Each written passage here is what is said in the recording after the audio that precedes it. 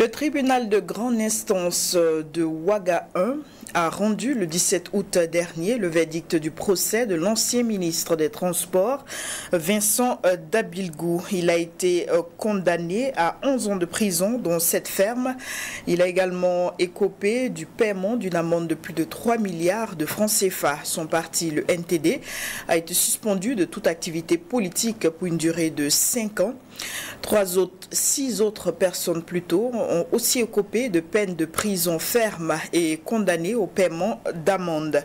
Vincent Dabilgou, il faut le rappeler, a été jugé pour des faits de détournement de deniers publics, blanchiment de capitaux et d'enrichissement illicite. Pour analyser ce sujet d'actualité, nous recevons sur ce plateau Maître Marcellin Ziba. Il était au cours de ce procès l'avocat du Red Lac. Bonsoir. Bonsoir Madame Dessau. Dans le cadre justement d'équilibrer ce plateau, nous avons également contacté vendredi dernier Maître Roger Yamba qui nous a assuré et donné son accord d'être présent ce soir. Malheureusement, après appel et SMS insistants, nous n'avons pas eu de réaction de sa part, ce qui explique notamment son absence ce soir. On ose espérer qu'il se porte bien et les raisons de cette absence sont valables et lui rappeler que l'engagement pris doit être respecté. Et nous recevons ce soir, et merci d'être là, Ambassadeur Paul Sandouidi, qui je rappelle est un ancien maire de la commune de Tansobtenga, dans le Kouritenga, en sa qualité d'homme politique. Il va donc apporter son analyse à ce sujet d'actualité. Bonsoir. Bonsoir, madame. Alors, le décor, il est campé, fidèles téléspectateurs. Merci donc pour votre attention et votre fidélité à l'émission 100% Info. Vincent Dabilgou condamné à 11 ans de prison, dont 7 fermes. Alors, Marcellin Ziba, est-ce que ce verdict, vous y attendiez? Ok, merci beaucoup Madame Dasso. Alors, ce verdict, nous nous y attendions plus ou moins, parce que au regard donc des faits constants qui se dégageaient du dossier, M. Vincent Dabilgou ne pouvait pas s'en sortir.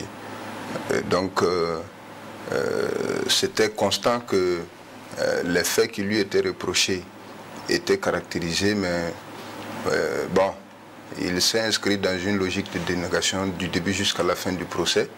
Mais nous savions qu'il n'allait pas s'en sortir de toute façon. Mais en ce qui concerne le quantum de la peine, évidemment, c'est le tribunal qui apprécie toujours. Mais en ce qui concerne, par contre, la déclaration de culpabilité, ça, nous étions certains que le tribunal le déclarerait coupable. Maintenant, à quelle peine il serait condamné? Le parquet a requis 15 ans, 10 fermes. Le tribunal a jugé qu'il fallait ramener à 11, dont 7 fermes. Il est souverain. Bon, à ce niveau, nous n'y pouvons vraiment rien du tout. Voilà. Alors, quelle appréciation faites-vous du verdict, Paul Sandouidi? Oui, je dois d'abord saluer tous les acteurs qui ont été à l'œuvre, à savoir la société civile, telle que le RENLAC, l'institution judiciaire, et puis les différents conseils qui ont, n'est-ce pas, concouru jusqu'au dénouement de cette affaire. Alors, il y a bien des leçons à tirer. Parce que c'est quand même un procès, j'allais dire, historique. Parce que quelqu'un de son rang, qui a eu ses responsabilités-là et qui a fait face à un tribunal, j'allais dire, ordinaire, il n'y en a pas beaucoup au Burkina Faso. Et donc, moi, je tire beaucoup d'enseignements, et j'espère qu'on va y revenir, tant sur la conduite du processus lui-même, que sur surtout ses implications. Il ne faudrait pas qu'on limite, n'est-ce pas, le droit, notre soif de justice à un seul cas de procès. Et ça, c'est de la responsabilité de l'exécutif qui doit faire en sorte à ce que la justice soit la même pour tous les citoyens et faire en sorte à ce que cette justice-là ait les coudées franches pour faire ce qu'il faut faire, de telle sorte que chaque Burkinabé se reconnaît à cette justice-là en tant que justiciable. Je pense que vous reviendrez là-dessus pour qu'on puisse en tout cas en débattre suffisamment. Est-ce que, je reste toujours avec vous, est-ce que vous jugez que le tribunal a fait preuve de clémence sur 15 ans, dont 5 fermes et une amende de 500 millions de francs CFA? On en est à 7 fermes et 3 milliards de francs CFA. C'est toujours délicat. C'est toujours délicat, surtout pour un individu, de prendre la place du tribunal et d'apprécier. Mais en tout cas, de mon point de vue, je pense que le droit a été dit.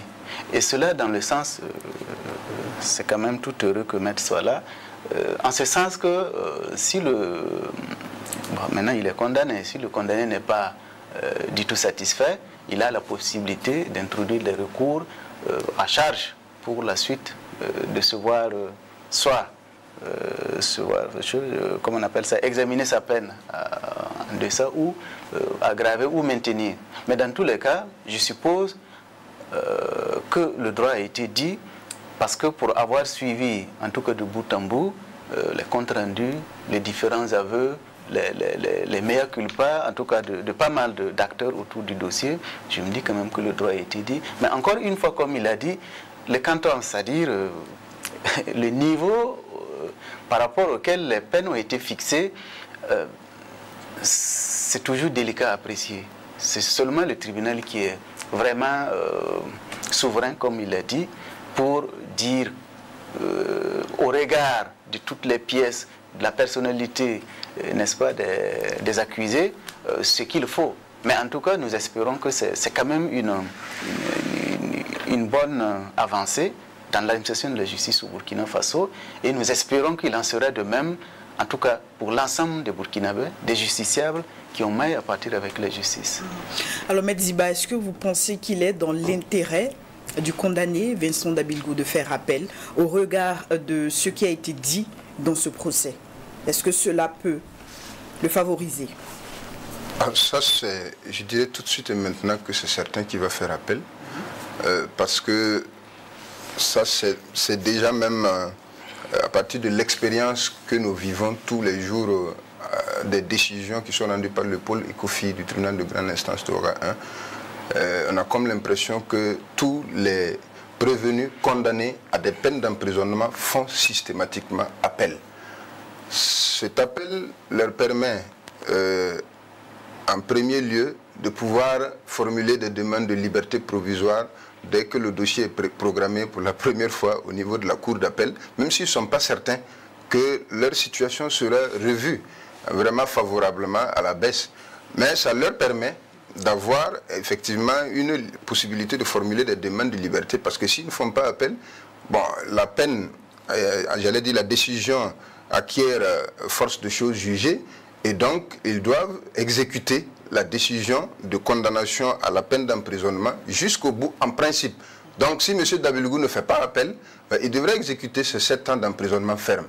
Alors que, bon, de l'expérience que nous avons, les gens font systématiquement appel de cette décision-là. Et moi je pense que, je ne dirais pas qu'il a un intérêt ou pas à faire appel, parce que nous-mêmes, nous aurions pu faire appel. Le parquet aussi peut faire appel, parce que nous ne sommes pas satisfaits du tout des condamnations ou du quantum de la condamnation à l'emprisonnement qui lui a été infligé. Donc, pour ces raisons-là, même le procureur peut faire appel pour que le quantum soit rehaussé. La partie civile aussi peut le faire, mais pour ce qui concerne le quantum de la condamnation, c'est un peu plus délicat. Nous ne sommes pas certains que la cour d'appel, sur notre seul appel, puisse aggraver le sort d'un prévenu.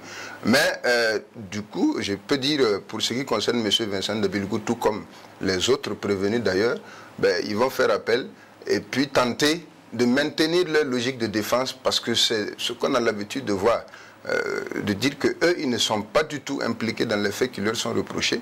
Bon, ce sera à la cour d'appel d'examiner. Voilà, donc voilà ce que je peux dire. Alors, je reviens sur ces propos de Maître Yamba, malheureusement, qui est absent ce soir à ce plateau. On n'a pas d'éléments à même d'établir que notre client a détourné de l'argent, parce que tout est parti sur la base de déclarations. Est-ce que vous êtes de cet avis? Non, pas du tout. Nous ne sommes pas du tout de cet avis, parce que Nous avons tous eu le même dossier. Et dans le dossier, il y avait des éléments, j'allais dire, irréfutables de l'implication de M. Dabilgou. Parce que de quoi il s'agit? Il s'agissait de l'argent qui a été retiré du compte trésor du ministère donc, des Transports à l'époque et qui a été utilisé justement à des fins étrangères donc, au service. Ça n'avait rien à voir avec les missions qui sont confiées au service. Donc, au cours donc, du procès, il est ressorti clairement que c'est sur instruction de M. Dabilgou que ce fonds était retiré du compte trésor du ministère pour servir au financement des activités de pré-campagne, puisqu'on était en 2020.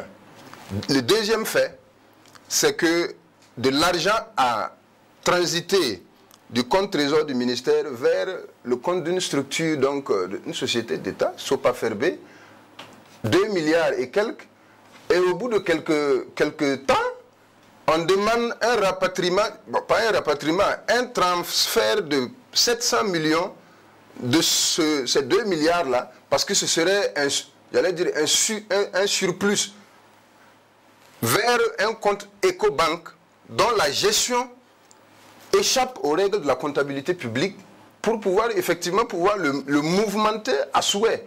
Et ce compte était géré par le DAF, lui seul, sur sa seule signature.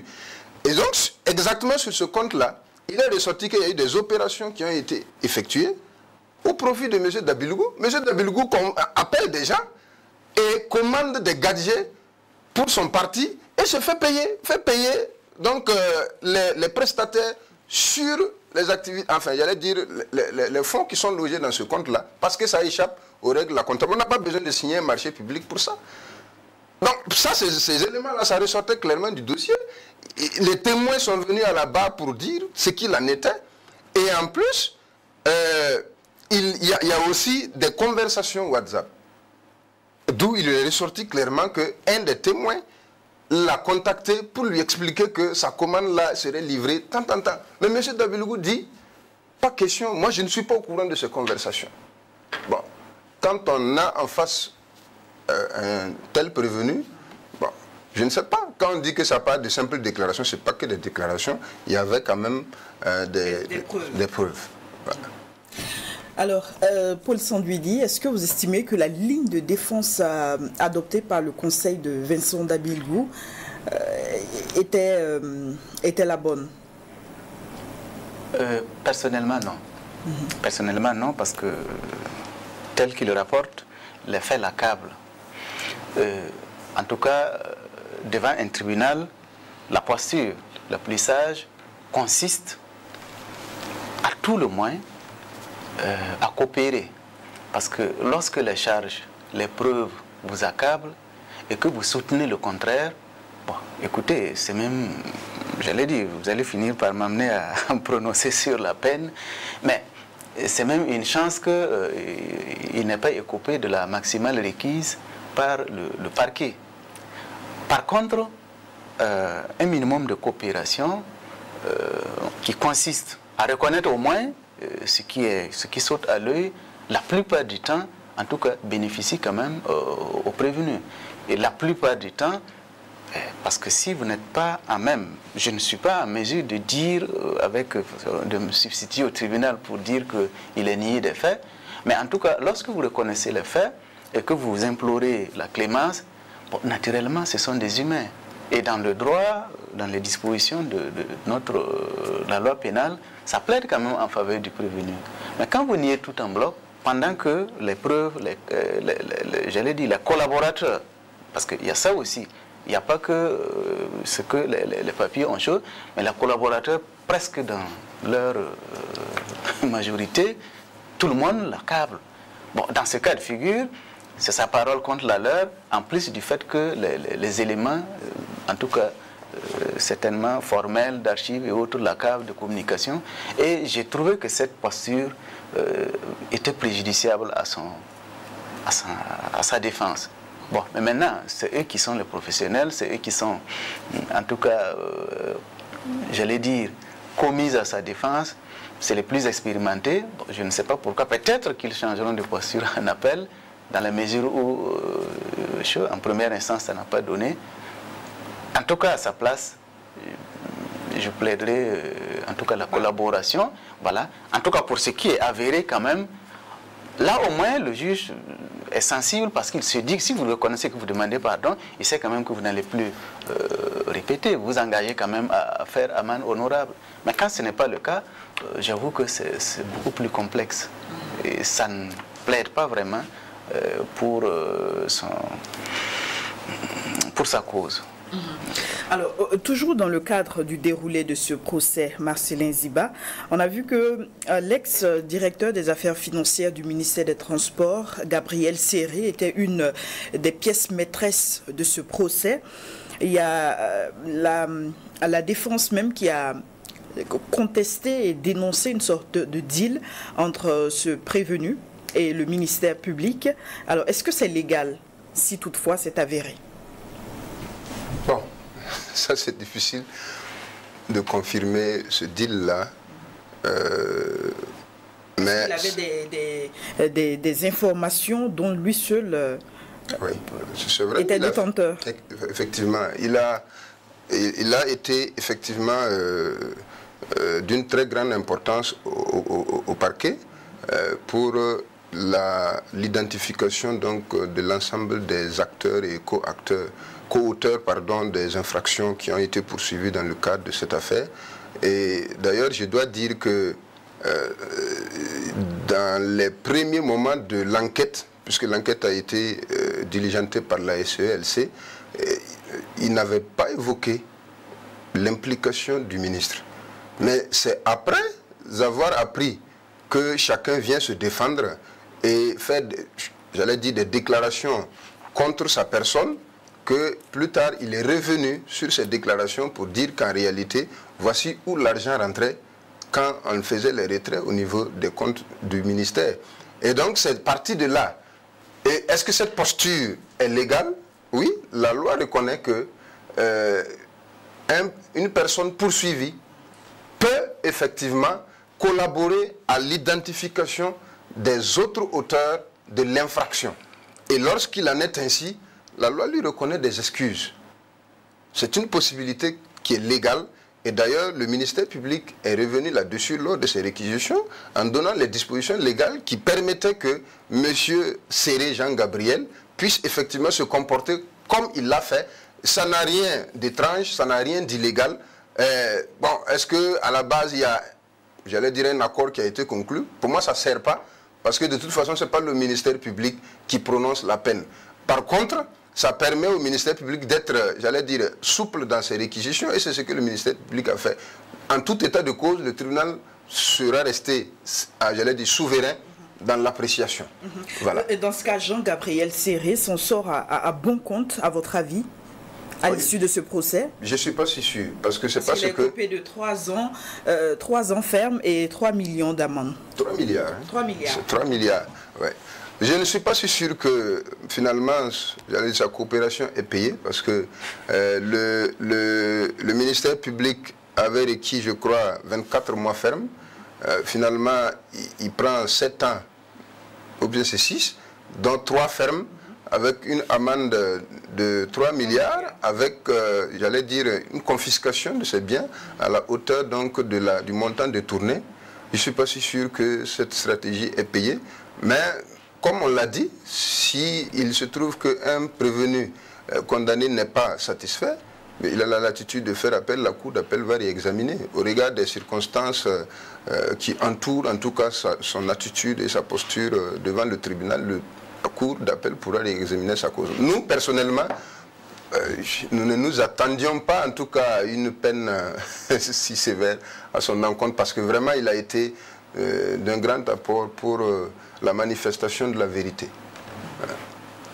Alors, vous avez été aux affaires en tant qu'ancien maire. Est-ce qu'un DAF peut procéder à des opérations financières sans l'aval ou même aviser son responsable? Bon, Parce que tout est parti de là dans ce procès. Parce que Vincent Dabilgou nie totalement toutes les opérations financières, les transactions qui ont été faites, et nie avoir été informé et impliqué. Oui, l'avis que je vais vous donner est un avis qui s'inscrit dans la gestion stricte d'une collectivité locale. Bon, c'est vrai que ce sont des fonds publics, mais comme je ne maîtrise pas, en tout cas, le mode opératoire pour la gestion comptable des ministères au niveau central, je ne sais pas si c'est vraiment, comment on appelle ça, en tout point, j'allais dire, si on peut reverser ça. Mais dans une collectivité, lorsqu'il est question d'engager des frais, des dépenses, d'engager la dépense publique, non, à aucun moment, un comptable ne saurait faire sortir de l'argent du compte communal, aucunement. Même s'il s'entend avec, puisque vous savez, ce que nous avons auprès de nos communes, on les appelle des gestionnaires de crédit. Mais le vrai comptable, celui qui détient l'argent et qui vérifie la régularité des pièces avant de le faire sortir, c'est le receveur municipal, qui est un agent de l'État, qui n'est pas seulement, qui ne répond même pas du maire. Lui, il vérifie seulement.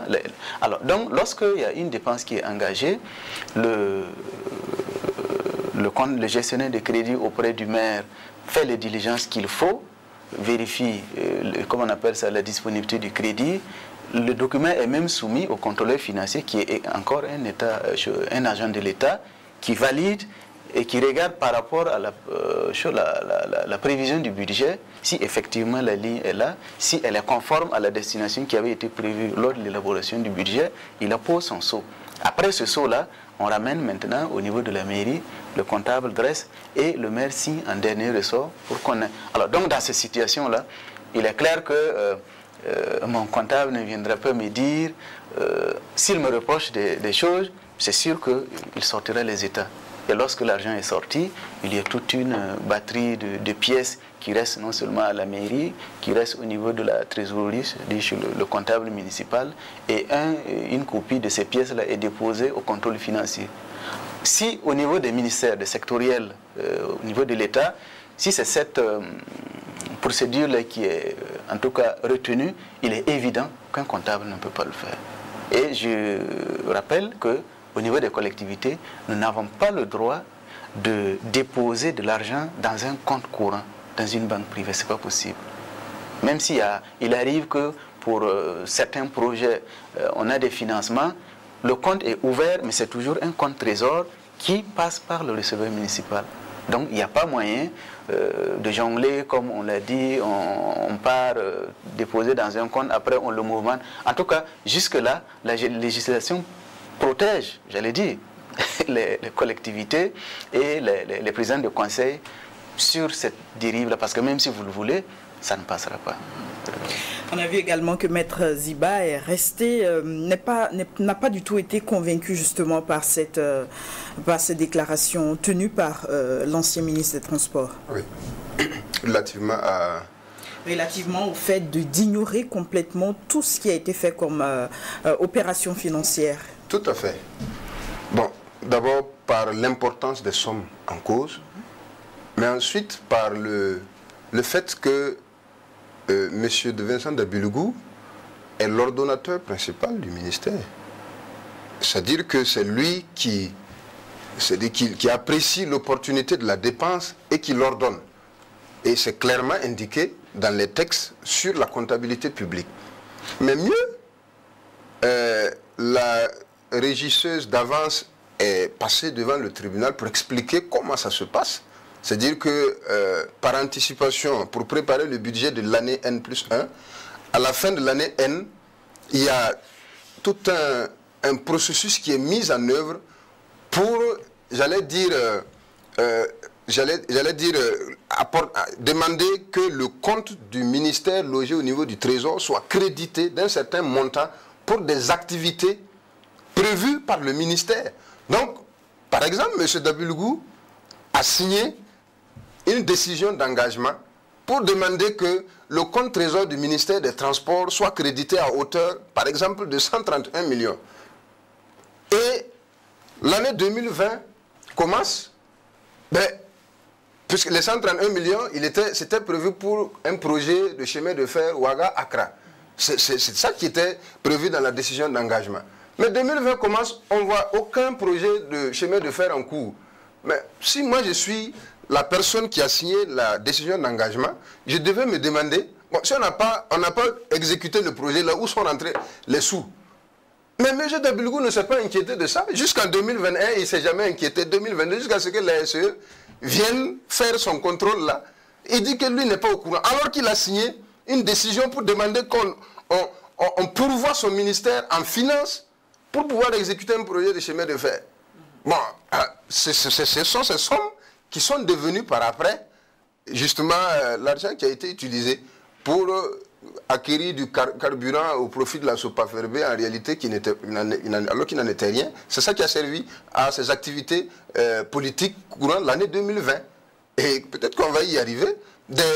Un contrat qui a été signé carrément en fin d'année pour des opérations dont le décaissement des sommes a commencé en début d'année.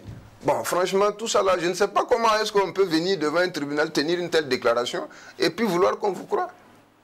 Oui. Madame, voyez-vous, pour avoir été un ordonnateur de dépenses, je précise bien, dans une petite commune, ce n'est pas une commune urbaine. Alors, il y a quand même des choses que je remarque dans ces explications. Alors, chez nous, il y a des fois où, comment on appelle ça, l'engagement est différent du mandatement.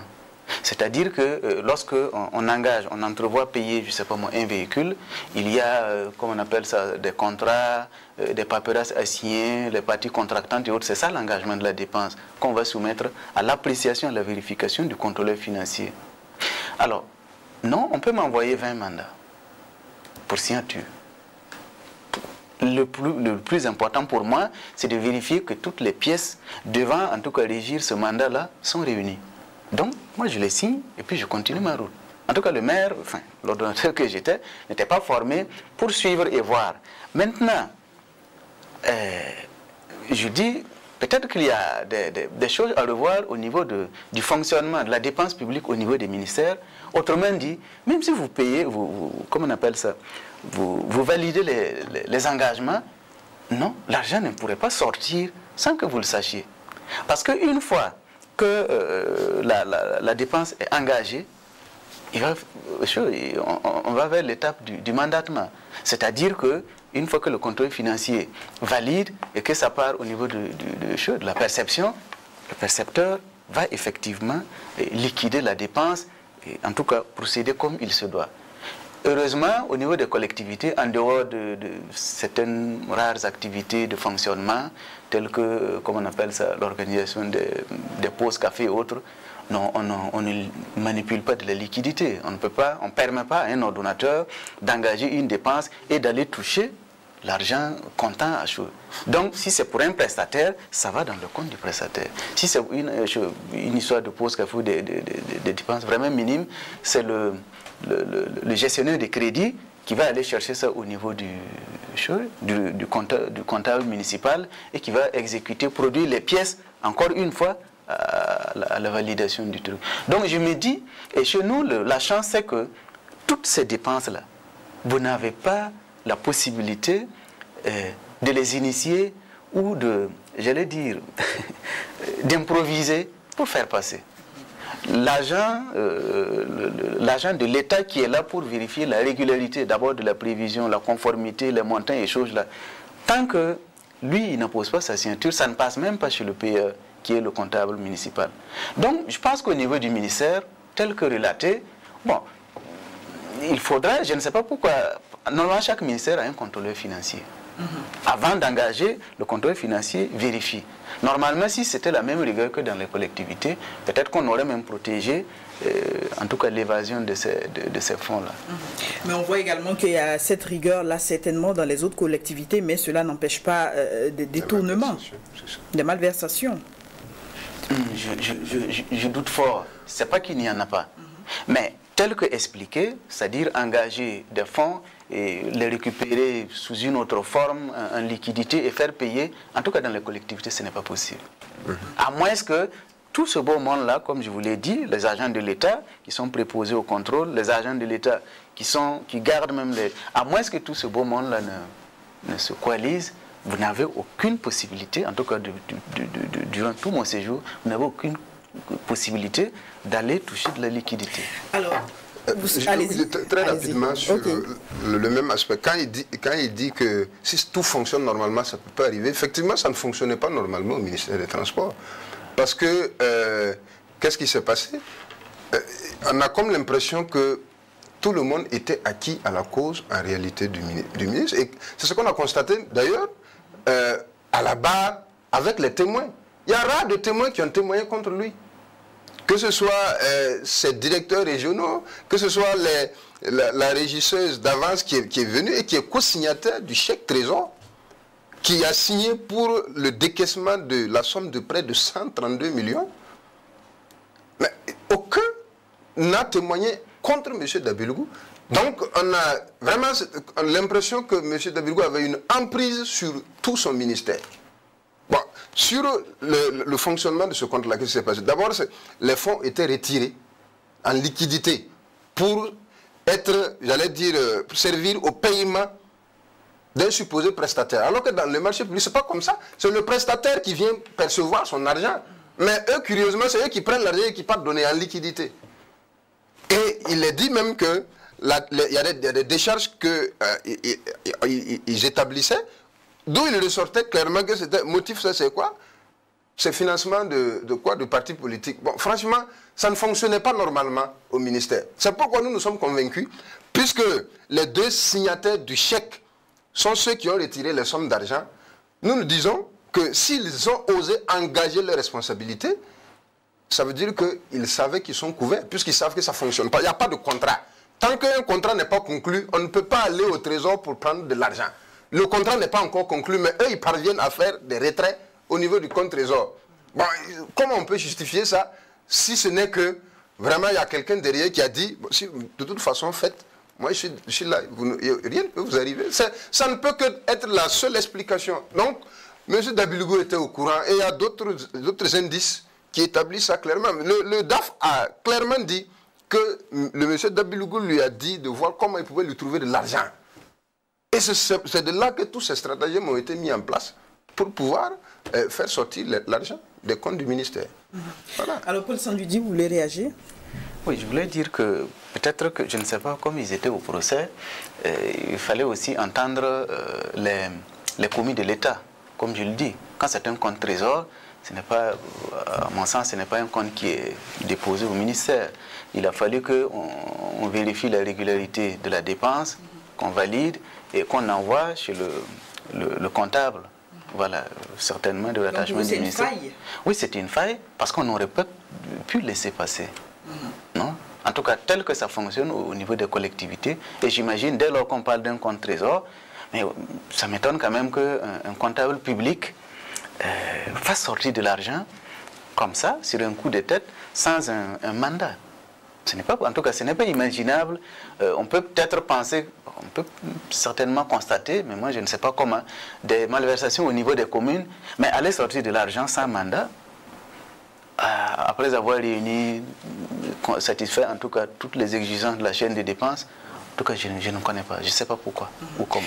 On va poursuivre justement avec l'un des points de ce procès, cette affirmation de Vincent Dabilgou qui dit avoir reçu un soutien financier de la part du président Kaboré pour battre campagne. C'était également l'un des points forts de ce procès, vu que Clément Sawadogo a même été interrogé pour clarifier cette version des faits. Est-ce que, à ce niveau, le doute a été levé après l'audition de Clément Sawadogo? Marcellin Ziba. Non.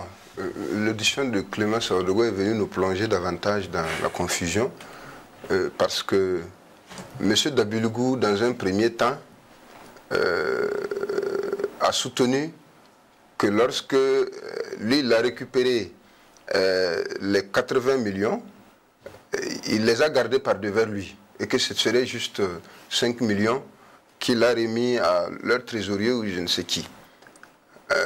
Par après, on a entendu le trésorier qui a dit que lui, il a reçu tous les 80 millions. Bon, d'abord, il a dit dans un premier temps que c'est 5 millions qu'il a reçu. Bon, le lendemain, en l'audition, il dit non, en fait, il revient sur sa déclaration, il dit que ce n'était pas 5 millions, mais c'est plutôt 80 millions qu'il a reçu. Dabilgou dit dans un premier temps que lui n'a pas remis tout l'argent. Donc, de là, déjà, la confusion commençait à s'installer sur la réalité de ce don de la part de l'APMP. Mais là où, vraiment, j'allais dire, le pot au rose a été découvert, c'est lorsque, je crois que c'est le même trésorier qui a comparu et qui a dit qu'il a reçu les 80 millions, je crois, la veille, ou en tout cas avant les campagnes, le début de la campagne. Or, la décharge, il y a eu 2 décharges dans le dossier où il ressort que dans un premier temps, l'APMP a donné 30 millions et une deuxième décharge à la date du 4 septembre et une deuxième décharge datée du 3 novembre. 3 novembre, on était déjà en pleine campagne pour de 50 millions. Le trésorier déclare que lui, il a reçu les 80 millions avant l'ouverture de la campagne. Bon, donc là, évidemment, personne ne pouvait continuer à croire en la réalité de cette opération-là. Parce que avant l'ouverture des campagnes, il n'y avait pas encore 80 millions à lui remettre. D'où, justement, le doute, sinon, j'allais dire, le caractère faux de ces décharges qui ont été versées malicieusement au dossier pour venir au secours de M. Dabilgou. Donc, nous estimons que c'était une pure invention de M. Dabilgou parce qu'il était en difficulté. Bon, mais finalement, ça n'a pas payé. Ouais. Alors pour vous, est-ce que la vérité a été dite totalement dans le cadre de ce procès? Bon, j'allais dire, nous aussi, nous avons des griefs contre la décision qui a été rendue parce que nous avons souhaité un certain nombre de choses que le tribunal ne nous a pas accordées. Lesquelles? Bon, nous avons vu qu'il a relaxé certaines personnes, alors que, de notre point de vue, il ne devait pas en être ainsi. Je prends le cas de je crois que c'est la directrice de Green Energy. Vous avez une opération qui a commencé en début d'année, où on a retiré de l'argent à hauteur de près de 102 millions. Et c'est en fin d'année qu'un contrat est conclu pour régulariser ces sorties d'argent. Et cette dame-là est poursuivie pour complicité de détournement de l'argent qui a été retiré jusqu'au jour de la conclusion. Bon, apparemment, le tribunal ne nous suit pas dans cette logique et la relaxe donc du chef de cette infraction, mais plutôt la déclare coupable sur un autre aspect, puisque après la conclusion, il y a eu un chèque de 28 millions qui a été décaissé, déposé le même jour, et puis ils sont venus récupérer l'argent en liquide le même jour. Là, on dit que ça, elle est au courant, mais pour les sommes d'argent qui ont été régularisées par le contrat fictif qui a été signé en fin d'année, où on signe que c'est le 30 janvier 2020, par exemple, que le contrat a été signé. On dit ça, elle n'était pas au courant, alors que c'est elle qui a apposé sa signature sur le contrat fictif à une date où elle sait qu'elle n'est pas au 30 janvier 2020, mais elle est probablement en décembre ou même en novembre 2020. Donc nous aussi, nous avons des griefs contre la décision. Nous avons demandé la dissolution du NTD, parce que nous estimons que c'est un parti qui ne participe aucunement. Il a été créé pour peut-être polluer le paysage politique, mais des partis comme ça ne sont pas viables, ne sont pas à garder donc, sur l'arène politique. Il faut les dissoudre et puis passer à autre chose. Parce que ça n'enseigne rien à la jeunesse, aux militants, que simplement, je vais dire, les détournements de deniers publics, puisque eux, ils font comme ça, et puis ils ont eu 13 députés en 2020. Ça ne va pas. Bon, c'est notre opinion, ça n'engage que nous, mais nous pensons qu'on aurait pu en arriver là. Mais j'ai vu que le tribunal a fait une suspension. Jusqu'à présent, je n'ai pas la teneur exacte de la décision. Vous avez dit 5 ans, une suspension d'une durée de 5 ans. Moi, j'ai une délibérée où la mention de 5 ans ne ressort pas. Donc, peut-être que c'est à vérifier. Sinon, si c'est une sanction qui va permettre au NTD de reprendre ses activités après, bon, nous pensons que ça ne va pas. Et on va examiner, de toute façon, nous sommes dans le délai de 15 jours pour faire appel. Et avec le RENLAC, on va apprécier.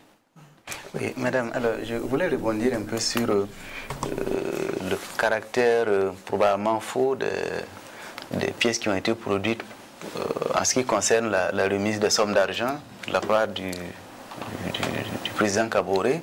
En tout cas, pour ce que je sais, lorsque les échéances électorales sont annoncées, chaque parti, en tout cas, mobilise des fonds. Personnellement, lorsqu'il s'est agi des législatives, en tout cas, nous avons été appelés pour, dans les structures, moi j'appartenais au MPP à l'époque, dans les structures qui, j'allais dire, au niveau des communes, il y a le responsable, le trésorier et toutes choses. Dès lors qu'il est prévu un financement de la campagne, en tout cas, les trésoriers sont conviés avec les premiers responsables communaux. Ils produisent, en tout cas, il y a un état dans lequel ils signent pour percevoir les fonds destinés à la campagne. Maintenant, je ne sais pas si c'est dans ce sens-là. En tout cas, les partis financent les campagnes au moment de... Maintenant, que ce soit faux, c'est possible, mais c'est clair que pendant les campagnes, les partis financent. Maintenant, quelles sont les diligences qui devraient être faites de telle sorte que dans le cas similaire là, on puisse prouver que effectivement ça vient du parti, voici la traçabilité, peut-être que c'est ça qui manque. Sinon les fonds, quand ça vient, ça va là où ça doit être en fonction des montants, des quotas, et les militants, ou du moins les organisations du parti, les utilisent pour la campagne. Je vais rebondir très rapidement sur la question. Bon, vous avez un trésorier qui dit que lui, en fait, il ne détient pas de compte. Il n'y a pas d'État chez lui. Donc, j'allais dire, la réalité de l'opération n'est pas constatée par, j'allais dire, un état financier ou quelque autre document qui puisse justifier qu'effectivement, au niveau du trésorier, ils ont reçu une somme de 80 millions en dehors de la seule décharge qui a été produite et qui avait un caractère tellement récent, parce que c'est une feuille qui brillait toujours. Une feuille de 2020 ne peut pas briller en 2023. Elle peut être bien conservée. C'est possible, mais vraiment elle brillait. Bon, ça c'est ça. Une décharge ne suffit pas pour justifier, j'allais dire, vraiment un don de 80 millions. Surtout si c'est un parti organisé, on doit avoir une trésorerie et les entrées doivent être constatées, les sorties doivent être constatées, de sorte à pouvoir faire un bilan pour le parti lui-même. Mais l'intérêt est venu dire que lui n'est pas dans cette organisation-là. Vraiment, j'allais dire, c'est un enseignement pour lui. Bon, quand ils vont sortir, ils vont voir comment ils vont se relever. Mais ce n'est pas possible. Il n'y a pas de compte, il n'y a pas de compte en banque. Le trésorier, apparemment, lui, il prend l'argent, il met dans sa poche, et puis quand on en a besoin, il sort, il donne. Il n'y a rien du tout qui puisse dire ça. Ça nous étonne. Donc, si on n'a pas de pièces au niveau de la comptabilité qui puisse attester de la réalité de cette opération, bon, on est fondé à douter. Oui. Alors, mais pourquoi n'êtes-vous pas allé plus loin en demandant auditionner l'ancien président Roch Kaboré pour attester justement de cette déclaration-là? Bon, je pense peut-être que c'est parce que le tribunal estimait qu'il était suffisamment édifié, parce que l'audition d'un témoin doit certainement avoir une plus-value. Si déjà on est presque certain que Roch Kaboré, en comparaison, va dire la même chose que ce que déjà le coordonnateur de la PMP a dit, ça ne sert à rien. Roch ne viendra pas désavouer Monsieur Clément Savadogo qui dit qu'il a reçu de l'argent de M. Roch. Bon, on va demander à M. Roch où est-ce que vous avez sorti l'argent. Lui aussi, il va faire comme ce que Clément a dit. Normalement, si l'argent a été retiré, on ne peut pas se promener avec 50 millions comme ça dans la ville. D'abord, c'est de l'argent liquide qui a été remis. On nous dit où est-ce que vous avez retiré l'argent. Est-ce qu'il y a un compte où vous avez fait un retrait? Montrez-nous, il faut produire le relevé de ce compte. Il n'arrive pas à nous justifier. Bon, donc, nous avons estimé, sûrement le tribunal, parce que, bon, la partie civile, est-ce qu'elle peut demander qu'on cite un témoin? C'est possible, nous avions la possibilité de la citer, mais nous n'avons pas jugé de l'opportunité de le faire. Le tribunal avait la possibilité de le faire, le tribunal était vraisemblablement éclairé. Le parquet non plus n'a pas jugé nécessaire de le faire parce que nous étions tous dans la logique que cette pièce avait été établie pour les besoins de la défense de M. Dabidougou. Oui, madame, je ne sais pas si je peux le suggérer. J'allais surtout demander à ce qu'on tire surtout les enseignements de ce procès. Oui, nous allons... Parce que tout ce qu'on a dit, c'est bien beau, certainement pour le gouvernement des téléspectateurs, mais les enseignements qu'on en tire, je pense que c'est ça qui est le plus important surtout. Oui.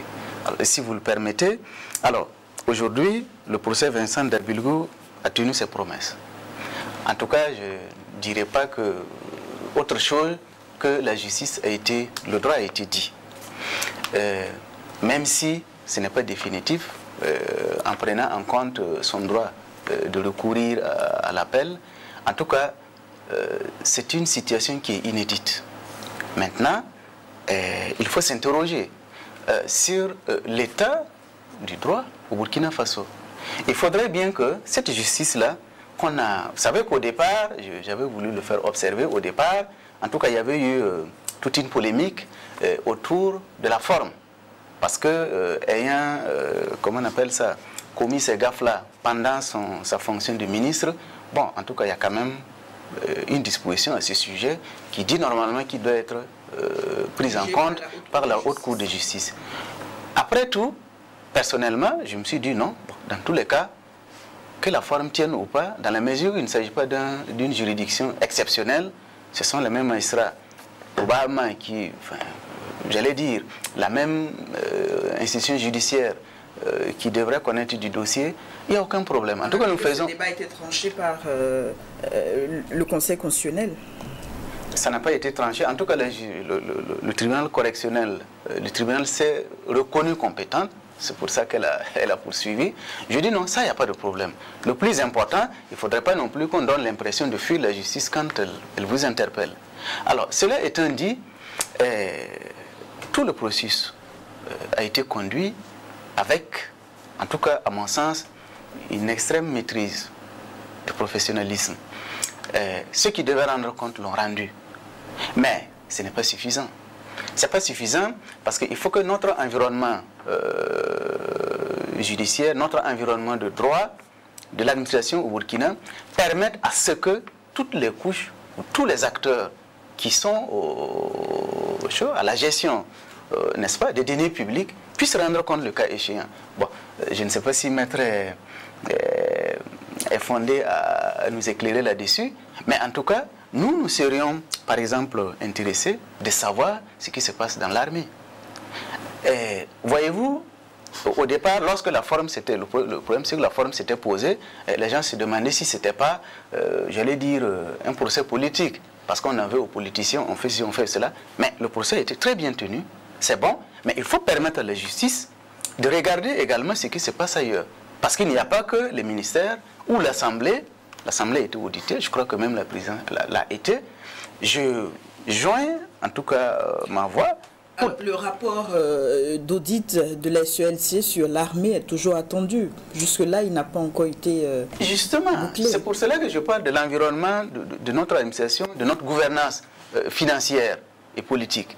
Mais si l'exécutif ne le permet pas, l'armée ne sera pas auditée. Alors, cet audit-là, vous vous rappelez que ce n'est pas, je ne suis pas le premier à le demander. L'armée, au regard de la situation sécurité qui s'est dégradée ces dernières années, a englouti des sommes telles que, par exemple, pour 2023, vous êtes à 657 milliards. On a vu que l'exécutif a publiquement, en tout cas, montré gage de vouloir aller à ces audits. Non, aujourd'hui, on ne devrait pas être dans une dynamique de bonne foi. Ça devrait être prouvé.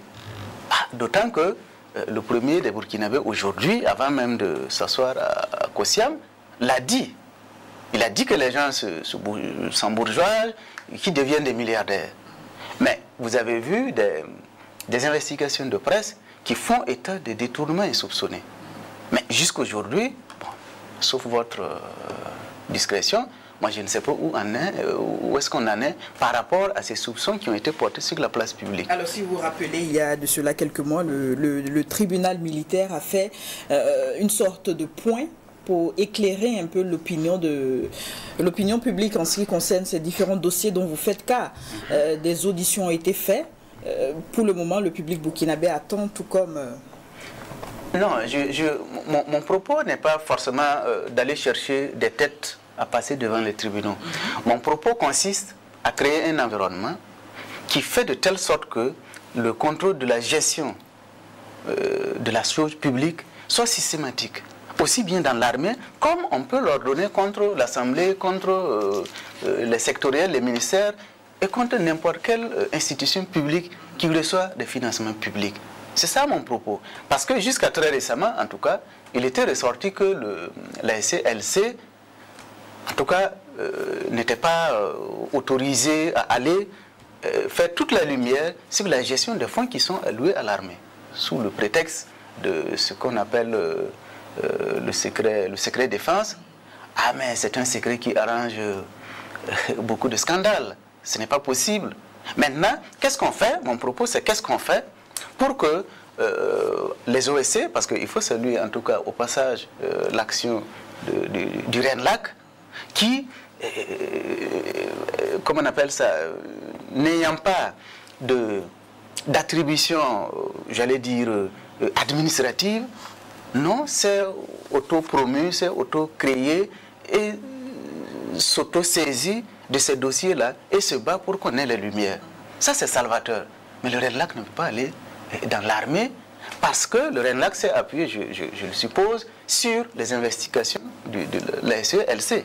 Donc, les réformes consistent à faire tomber tout ce mythe, tout ce dispositif-là qui couvre éventuellement des gabégies à gauche comme à droite et à faire en sorte à ce que les Burkinabés soient égaux devant le droit. Alors c'est bien compris, Paul Sanduidi. Marcellin Ziba, puisqu'il a évoqué les questions d'enseignement à retenir à l'issue de ce procès, vous, quels sont les enseignements que vous retenez? Ok, merci bien Madame Tiasso. Alors, surtout pour, j'allais dire, les péripéties qui ont jalonné ce procès, liées notamment à la question de la compétence du pôle ECOFI à juger un ancien ministre. Il y a un enseignement à tirer parce que, j'allais dire, de l'avis d'un certain nombre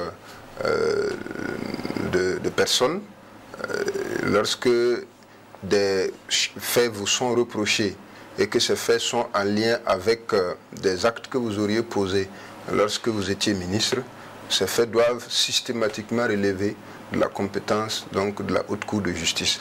Bon, c'est ce discours qui a été tenu devant le tribunal.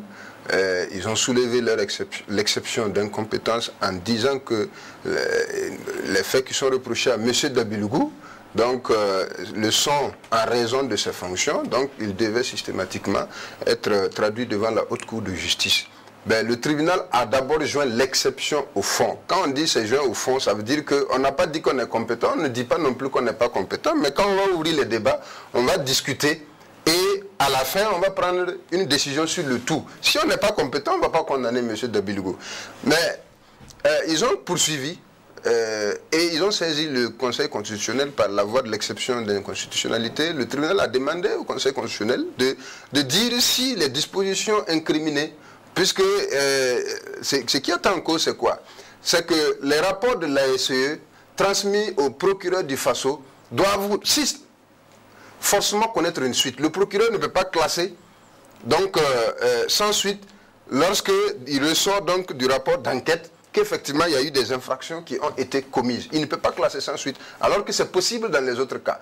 Donc ils ont estimé que ce rapport qui incriminait M. Dabilougou ne pouvait pas donner lieu justement à la poursuite devant le pôle ECOFI, mais le procureur du FASO devait saisir le PG près la Cour de cassation pour qu'il saisisse l'Assemblée nationale.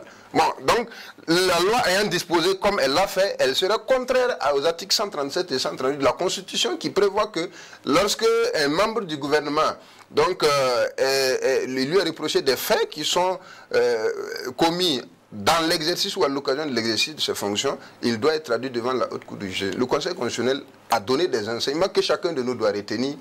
C'est que, d'abord, quand la Constitution dit qu'il s'agit donc de faits qui sont en lien avec l'exercice ou à l'occasion de l'exercice de ses fonctions, il faut qu'on apporte la preuve que les faits ont été commis dans la conduite des affaires publiques. Donc ça doit avoir un lien avec la conduite des affaires publiques pour que, j'allais dire, cette condition de la commission de l'infraction à l'occasion ou dans l'exercice des fonctions là soit retenu et donc subséquemment la compétence de la Haute Cour de justice. Ça, c'est le premier élément.